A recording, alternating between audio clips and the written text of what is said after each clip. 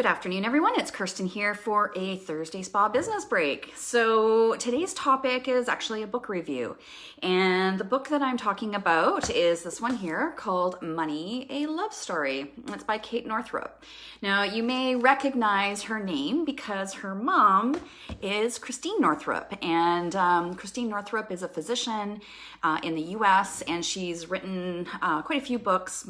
The one that I read of hers that was given to me by my grandma many years ago in my 20s was called Women's Bodies with Women's Wisdom.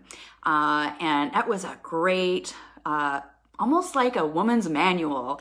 So I was really, when this book particularly came out, and, once I kind of knew the background of who she was, Kate Northrup, I started following her. This was quite a few years ago. I think, I can't remember when this book came out, but anyways, I really liked this topic back then because there's very few resources. There's definitely more now, but there was very few resources, particularly for women and money, and not the dry, boring business money stuff that can kind of make our eyes glaze over, but the actual money and feelings, because that is so incredibly important.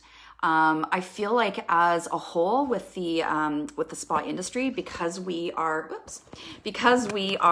primarily women, and because we're an industry that has to do with making people feel good, about nurturing people, there's a lot in the industry that have kind of messed up mindsets about money. And so because we're in a situation with the COVID shutdowns, that a lot of us are feeling super triggered about, money, worrying about, even for those of us that have money put away for emergencies, just like this, it still doesn't mean that the worry about, not having enough is going to go away. So I feel like this is a really good opportunity to start exploring, doing a little bit of a self-inquiry about your relationship with money. So I just wanted to go through a few kind of what I felt were kind of really great points out of this book. Now, it's what I actually really like about this book. It's almost like a bit like a workbook. So each chapter has a little kind of to-do that you can action out in order to really understand the principles of what she's talking about. Now, one of the things she said at the very beginning of this book is that her mom had always told her that, this is what it says, my mom had always told me that you have to feel it to heal it. Now, I think we can understand that when it comes to, personal relationships, even professional relationships. You have to kind of go through the feels in order to discover why you're feeling the way you are feeling, and to find some solutions and resolutions in there. And that's the same with money, your relationship with money. So if you have gone through your whole life with with some stinking thinking around money and lack, like there's never enough, I can never afford it, I'll never be able to make that kind of money, kind of enter your negative thinking kind of here. And a lot of that comes from how we were brought up. And a lot of that kind of just gets wedged into our subconscious mind, and we end up believing things that aren't necessarily true. So this particular book is a really great resource to really feel it in order to heal it. All right, let's move on to a second point here. Now, the other piece that I really appreciated about this book is that it's actually not even really about money, because money is just a thing. It just happens to be that our culture has given, a dollar bill a certain amount of value, and everybody's kind of bought into that. But it could be sweaters, right? It could be like, if I go for a facial, it costs me 5 sweaters. So I think it's really important to also understand that when we're doing our own work, our own inner work, personal work about money, that we realize that it's not about the money. So the two pieces that she shares in here that it's actually about is valuing yourself and learning how to receive. Now that's very, very broad strokes, But at the core of abundance, it has to do with valuing yourself and learning to receive. Now, let's think about that. Let's think about that for yourself. How good are you at valuing yourself? I'm probably going to say that probably there's some work to be done around that. I know that, for me, that's something that I've done a lot of inner work with, actively. Sometimes life just life gives me situations where I have to absolutely do my work about my own value. But when we're thinking about money and the anxiety that money causes us, if you break that down into, okay, this has to actually do with how I value myself and my ability to receive, could there be some places in there that, need some evaluation? Probably. So even just that thought that, your money problems outside of the COVID situation, that what you feel your money problems are, big picture, that it could have to do with that you don't value yourself. And when it comes to spa business, I think that's actually a very, very common situation. And then the other aspect of it is learning how to receive. We're very good at giving, very, very, very good at giving, especially as a woman in our culture. We are raised and programmed to be givers and nurturers. So that also means that we're not so great at we're not so great at receiving. Really good at giving, not so great at receiving. So, hold on a second, get my camera here working. There we go. I have a little stand coming. I usually kind of just make do setting things up, but not today. Today it's slipping a little bit. Okay, another point that I really loved out of this book was, let me get to it, was talking about money and self-sacrifice. Now, let's think about our industry here and some of the stinking thinking that we've seen going around. And particularly when spa businesses are just getting started, there's this desire, and I totally get it, it's very altruistic. There's just a desire to want to give to people, especially, at affordable prices or for people who can't afford it. And that really does stem from that place of being very good at nurturing, not so great at receiving. So that gives our industry a real, when you come into the industry with that kind of thinking, you come into it with a huge disadvantage because you feel like you shouldn't be charging what you need to charge for your services because there's this kind of emotional barrier in here about self-sacrifice that, if you truly cared about people, then you would do it for free, which is complete garbage. That is the kind of stinking thinking, and Shannon, I know you love to listen to use that term, stinking thinking. That is stinking thinking that was planted in here by somebody, and you listened to it and you believed it, all right? So again, this is more about, this conversation is more about, interesting, maybe I want to do a little bit of self-inquiry into this. So have you noticed yourself throughout your career, throughout your career as far as having that feeling like, okay, I'm worried about raising my prices, or I can't charge that because people will think I'm being greedy, all right? So those are those thoughts that you want to absolutely catch on to when you're thinking them so that you can just evaluate them. You don't have to do anything with them at the time, but just evaluate them and notice them. That is absolutely the first step on healing your relationship with money. What else does she got in here? Oh, she's got lots of great checklists and stuff in here just to help you walk through your own thoughts about money. And one of the last little pieces I wanted to share about this book, the little nuggets that I still use to this day, was about looking at your bills or your invoices as blessings.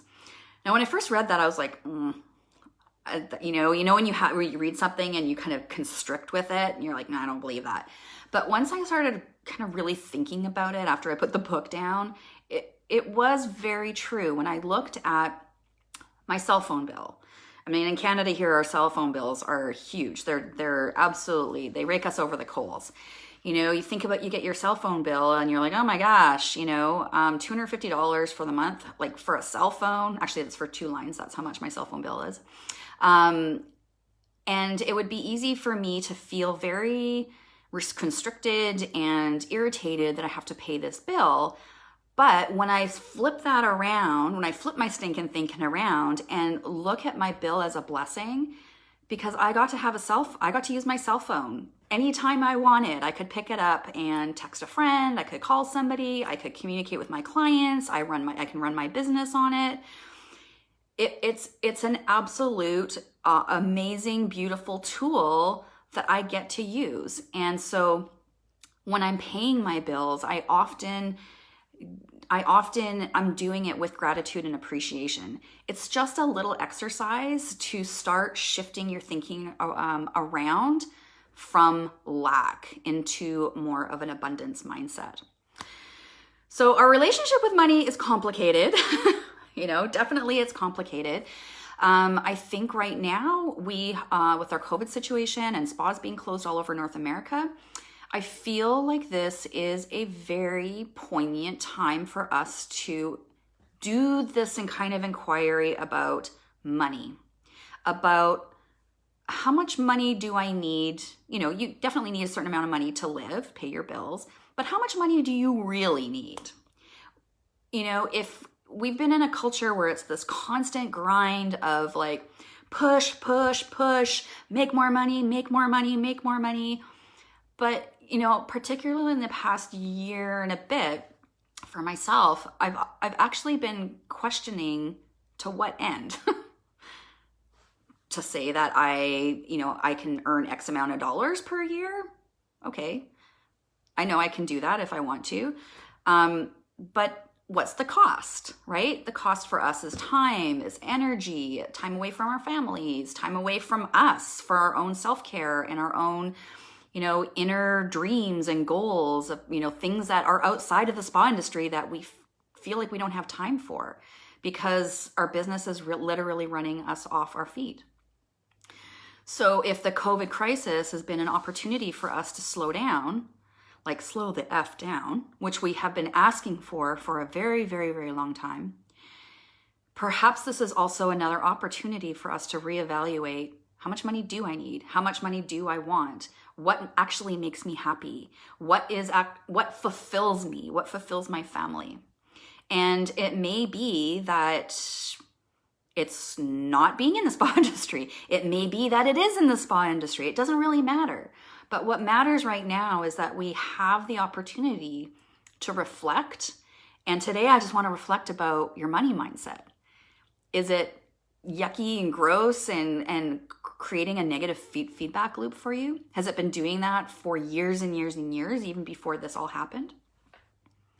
Perhaps this is time to do some clearing out of that stinking thinking. Shannon says, definitely noticed more balance in those outside things since the shift. Absolutely. Let's see here. We've got Lisa here. Absolutely. So there's no wrong answer here when we're evaluating how we think about money and feel about money, because that is the clincher. It's the thinking and the feeling that allows us to tap into abundance. But if we've got a negative feedback loop going on about money, especially if we're entrepreneurs, it's literally like having a foot on the gas and a foot on the brake at the same time. How frustrating is that? So I'm doing my own inquiry. I'm doing my own work on clearing out my stinking thinking.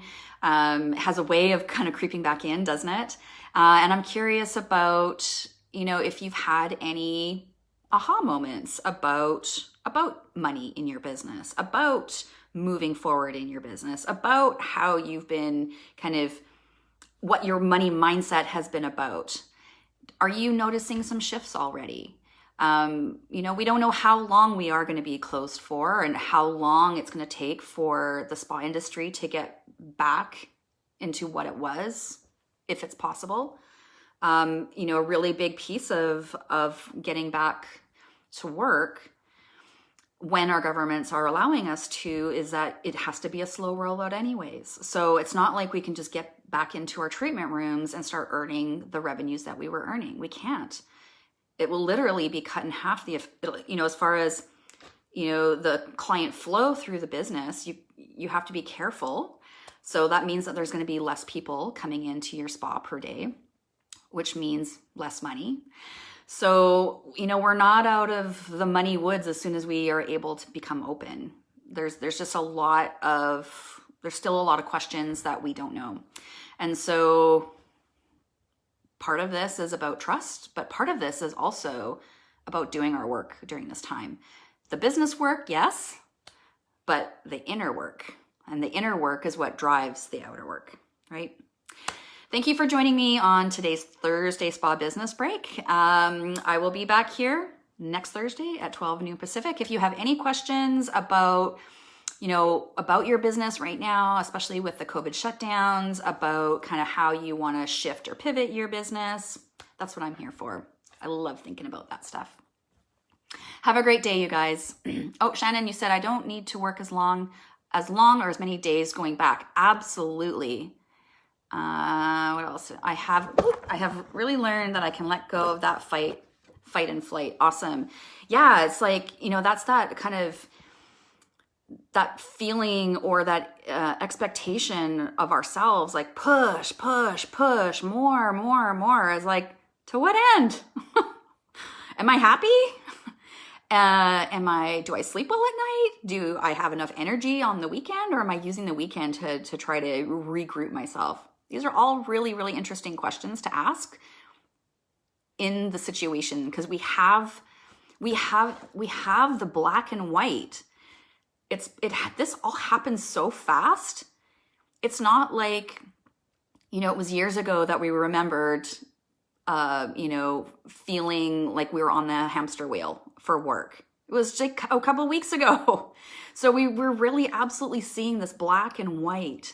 And that is absolutely a gift, because it's in our face and it's asking us to choose. How do you want to live your life? How do you want to earn money? How much money do you actually need to earn? How do you want to spend time with your family? How do you want to connect with other people? And we got the time to think about it. I miss you too, Shannon. We'll see each other soon. We'll see you guys all soon, hopefully at some point at a conference or in person, whatever. Take care. We'll see you next week on a Thursday Spa Business Break.